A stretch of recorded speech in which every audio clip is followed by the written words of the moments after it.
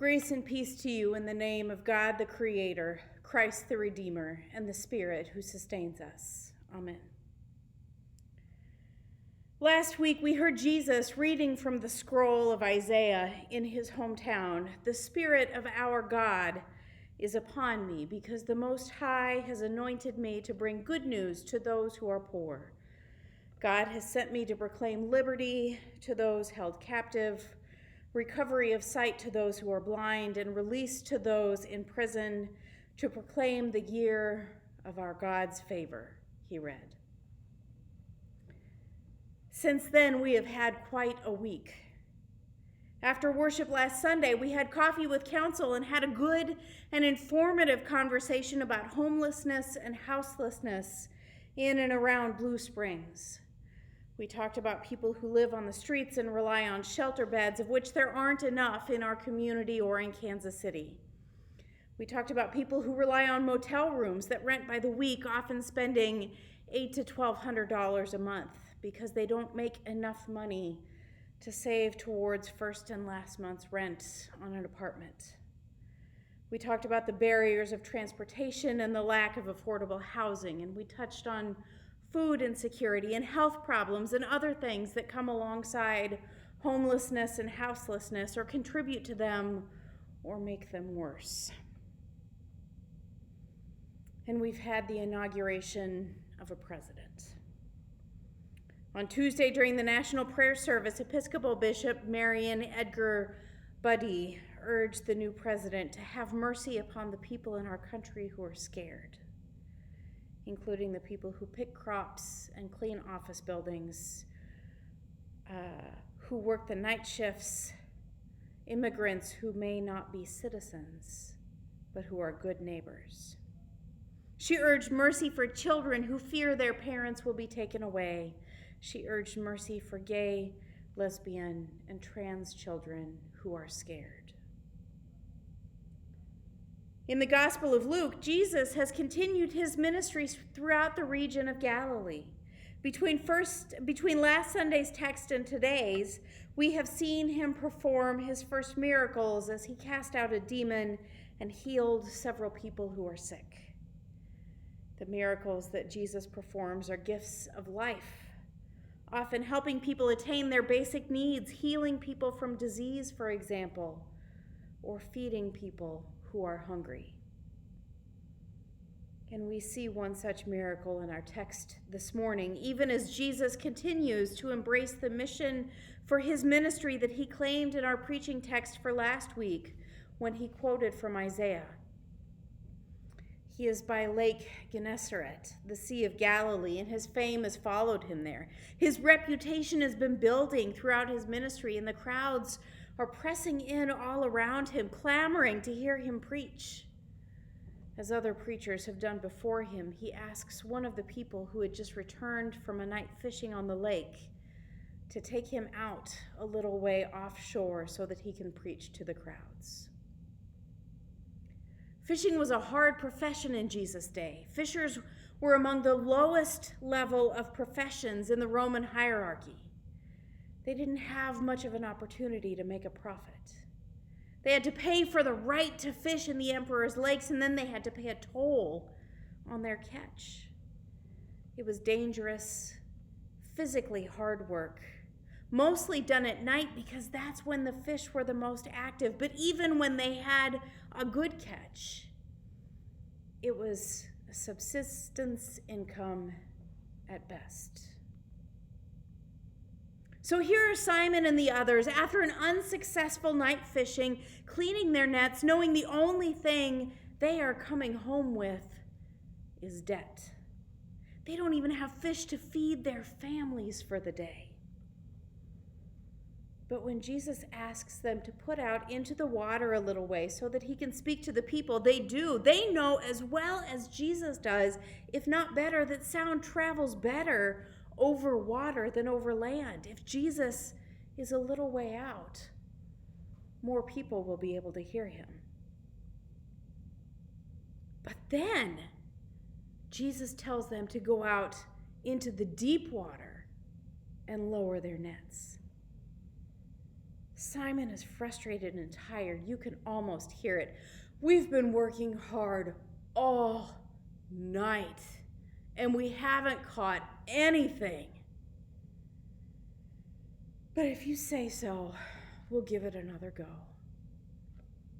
What do we have to lose? You can almost hear him asking. Is something different with this guy, this rabbi?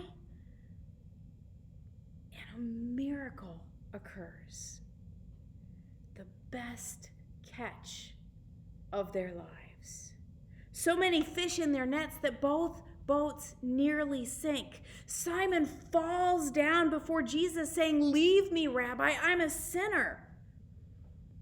In some ways, this echoes Isaiah's words during his vision of God in the temple. "Woe is me, I am doomed. I have unclean lips, and I live among a people of unclean lips. And my eyes have seen the ruler, God omnipotent." Because in this moment, Simon recognizes Jesus for who he is. The word that our text translates rabbi in this verse is actually the holy name of God. In this moment, much as Isaiah did, and as many other prophets did, Simon recognizes that he is a sinful being, unworthy to be in God's presence. He prostrates himself before God, believing that he is unworthy to look on Jesus' face. After receiving the miracle of this free gift, this greatest catch of their lives after a night of frustrated hopes. Listen again to Jesus' response to Simon. Don't be afraid. From now on, you'll fish among humankind.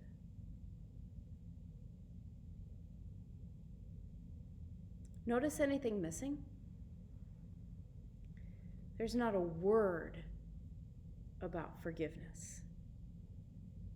As Lutherans, we're not always very comfortable when sin and forgiveness get uncoupled, when sin is allowed to run unchecked without the promise of forgiveness. But Jesus isn't offering forgiveness to Simon and the others. He's offering a call to mission, a call to do something, to be a part of something bigger, to leave their fishing careers, to leave the biggest catches of their lives, to walk away from it all and join Jesus. And they do it. What's that all about? Moments after having been afraid to look Jesus in the eye because of their sinful natures. Let's talk about sin for a minute. I tend to define sin in two different ways. There's capital S sin, which I define as anything that separates us from God, a general tendency toward self-centeredness, toward not seeing God in the face of others, that sort of thing. Some people like to think of this as original sin. I am not a fan of this concept because then women get blamed for basically everything. I prefer to liken it to the scientific concept of entropy, which is disorder, randomness, uncertainty. Everything that God is not.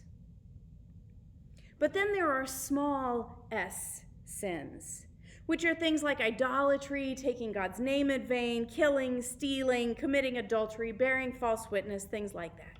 Some of those are sins of commission. If I take something from you, or if I tell a lie about you, I am committing a sin against you. And sometimes they are sins of omission. If one of the kids tells Rebecca that the other kid ate the last granola bar and left the empty box in the cupboard, but I was the one who did it, and I don't say anything, I'm bearing false witness by omission because I'm letting Rebecca think it was someone else. So what sins is Simon guilty of by commission or omission? He went fishing. He worked hard all night long and didn't catch anything. He came home to clean his nets and took Jesus out so that he could speak to the gathering crowds. He got frustrated when someone who's not a fisher by trade recommended that he try something different. Then he did it anyway. What is there to forgive? Simon may be revealing some social connotations when he cries, "Leave me, God, for I'm a sinner." At the time, there was still a strong emphasis on temple worship and ritual sacrifices. There was a faction of the Jewish elite who referred to anyone who wasn't ceremonially clean as sinners. This would have included anyone who didn't attend the temple regularly and who didn't or couldn't afford to regularly perform the ritual sacrifices. So the poor, especially the rural poor, would have been considered particularly sinful. Jesus recognizes this when he tells Simon not to be afraid. The only sin Simon has committed is the sin of poverty. And when he calls Simon, James, and John to fish among people, he draws on a metaphor that the prophets have used before. One fishing or fishing adjacent reference can be found in Amos chapter 4, verses 1 and 2, where the prophet writes, "Listen to this word, you rich cows of Bashan living in the mountain of Syria. You defraud the poor, steal from the needy, and call out, 'Bring me another drink.' The sovereign God swears this in holiness. The days are coming when you will be dragged out in baskets, every last one of you in fish baskets." Now here there is some question over whether Amos is condemning just the elite women in Samaria who are every bit as complicit in the oppression of the poor as the elite men are, or whether he's using an analogy to refer to the leaders of the kingdom in general. The word that my Bible translates as fish baskets is a Hebrew word not known today, but it is related to fish and fishing. So it may be fish baskets, fish hooks, or harpoons, carrying or leading or driving away the cows of Bashan who are oppressing the poor and needy. And again, in Jeremiah 16, verses 14 through 17, the prophet writes, "Therefore the time is coming, says God, when people will no longer swear, 'As God lives, who brought us out of Egypt,' but will say, 'As God lives, who brought the Israelites back from the land of the north and out of all the countries to which we were banished. For I will restore them to the land I gave their ancestors. But now I will send for many fishermen and women, says God, and they will fish for the people. And afterwards I will send for many hunters, and they will hunt for the people from every mountain and hill and from the crevices in the rocks. For my eyes are on all their ways, which are not hidden from me, nor are their sins concealed from my sight." God promises through the prophet that even though the time of exile will end and the people will return from the land, still there will be judgment for the ways of those who have brought about calamities on the people and on the land. In this case, the fishers and the hunters may be the Babylonians working hard to catch the elite members of society, to take them into exile so that they will not get away with their sins against God and against the members of society whom they oppressed and took advantage of. If these analogies from Amos and Jeremiah are our guide in interpreting Jesus' words as he brings good news to the poor and proclaims the year of God's favor, calling people to fish among humankind is calling them to be agents of justice who fish out and remove the elite who have broken God's covenant by oppressing the poor, holding them in bondage to subsistence labor and crippling taxes. Just as Jesus saw no need to forgive Simon when he cried out, "I'm a sinner," God doesn't call us to perfect us. God calls us to equip us. Jesus sends us out to work for justice and challenge oppression, to proclaim the year of God's favor. Amen.